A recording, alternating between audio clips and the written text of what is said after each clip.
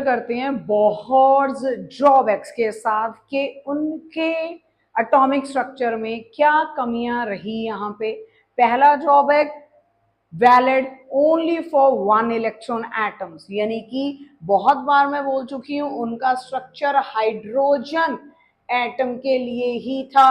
अगर इससे आगे बढ़ोगे तो हीलियम पॉजिटिव, आगे बढ़ोगे लिथियम 2 पॉजिटिव, बेरिलियम 3 पॉजिटिव, यानी कि ऐसे एटम्स जिनके पास एक इलेक्ट्रॉन है सिर्फ उन्हीं के लिए इट वाज वैलिड फॉर।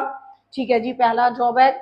अगला बेटा next one is he considered electron to be a particle, जो कि Planck and de Broglie hypothesis ने फेल कर दिया कि हमारे पास कोई भी पार्टिकल जब ट्रेवल करता है उसके साथ एक वेव भी एसोसिएटेड रहती है। इस चीज के बारे में उन्होंने जिक्र नहीं किया। अगला बेटा उन्होंने पोजीशन भी मोमेंटम भी दोनों चीजें हमें कैलकुलेट करके दे दी एक इलेक्ट्रॉन की अपने एटम के अंदर, जो कि हेसेनबर्ग्स अनसर्टेनिटी प्रिंसिपल के बिहाफ पे फेल हो गया। It is impossible to determine the position as well as momentum of microscopic particle with accuracy.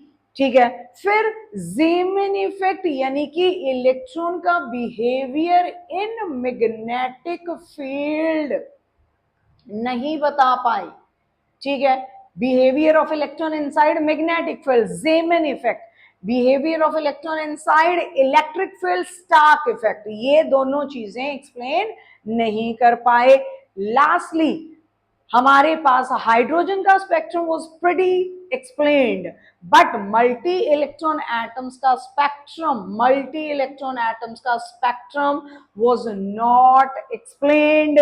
तो these were the drawbacks of Bohr's model which came after the work of Planck, de Broglie, Heisenberg। आगे आई quantum theory, अगली class से ये शुरू होगी, तो तब तक रिवाइज करके आएंगे सारा कुछ। Keep working, practicing, bye till next week.